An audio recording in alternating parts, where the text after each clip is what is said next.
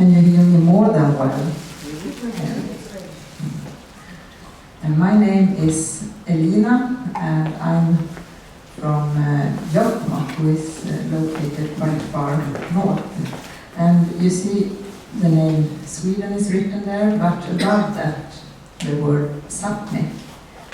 And Sápmi extends across the territory of 4 nations in today's Sweden, Norway, Finland and Russia. A big area of mountain, forest, tundra and wetlands. This is the area where the Sami people have hunted, fished and followed the reindeers, and still do. The Sami are indigenous people and have lived in these areas long before the borders were drawn for today's nations, ever since the melting of the inland ice more than 10,000 years ago. The word Sápmi means both the land and the people. Maybe you see the arrow up in that picture that says Sweden. This is where our museum is located.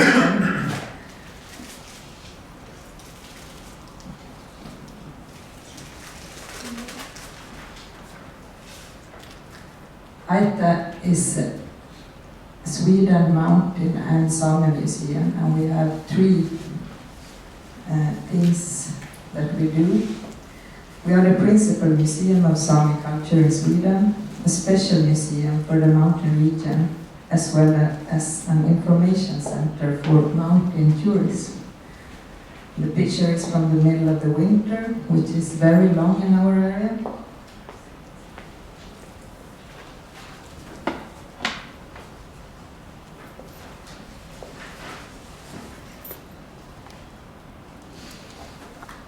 The background to the conflict that we have been looking into is the border politics between Norway and Sweden.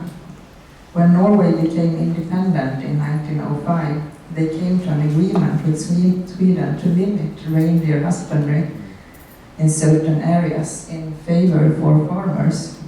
In 1919, they signed a new law, a reindeer herding convention. In the north, many reindeer herding families were no longer welcome to their traditional grazing lands by the Atlantic coast. Instead, they were relocated to other reindeer communities on the Swedish side of that new border.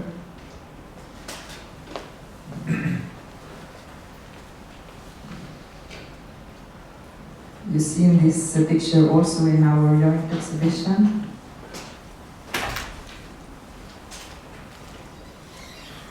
But other reindeer herders already lived in those areas.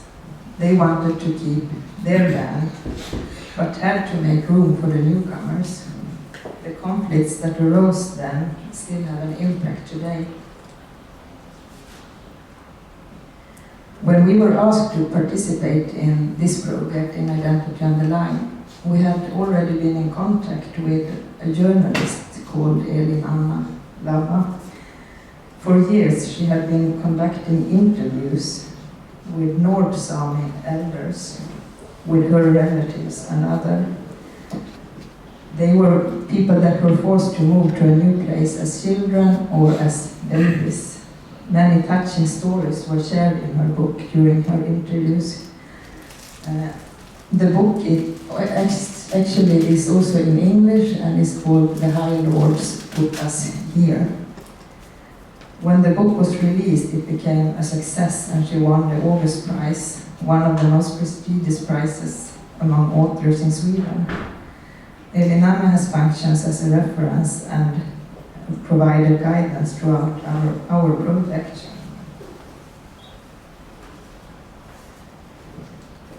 From the northern areas in the book, there are many quotes from the one that were forced to move.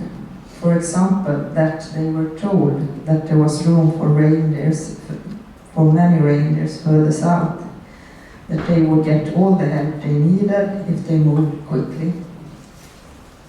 They moved with the reindeers to lands that they had never been on before.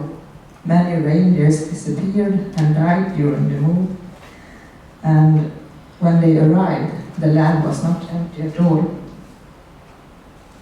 So, what about those people who already lived on the land? What about their thoughts and feelings? That's what we wanted to complete the story with in the project. However, there were not many people willing to share their stories. Many were asked, many were skeptical, but in the end we managed to interview 15 persons. Some informants said that they only had fragments of the story, that we were too late conducting the interviews. The ones that you should have interviewed already passed away, they said. But instead we offered group interviews, and they agreed to sit in group instead and being interviewed. Even if it was demanding and felt good about doing it, they felt good about doing it. They felt that it was important that their story was told. These are some reflections of the ones who conducted the interviews. These are our interviewers are third or fourth generation to the forced migrated or the forced from the new places. The interviews were conducted in Sami language if they wanted to. The interviewer came from the same group, and most of our informants wanted to be anonymous. The conflict was about land right, and it still is. The right to land and water is a burning conflict in today's society, and indigenous people's rights are constantly questioned. The grazing lands are decreasing as I speak.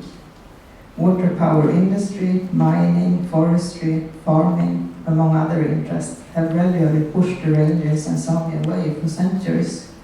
And it's important to have good relationships, to cooperate on the small pieces of land that are left. And that's why it's so still infected today. These two quotes you can also read in our joint exhibition in the room.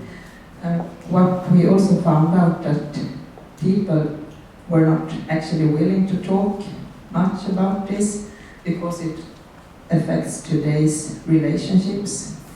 We are still always talking about land rights.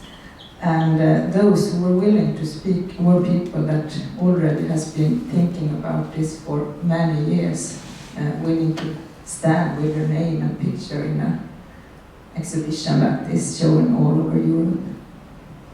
I will end my presentation here. Thank you.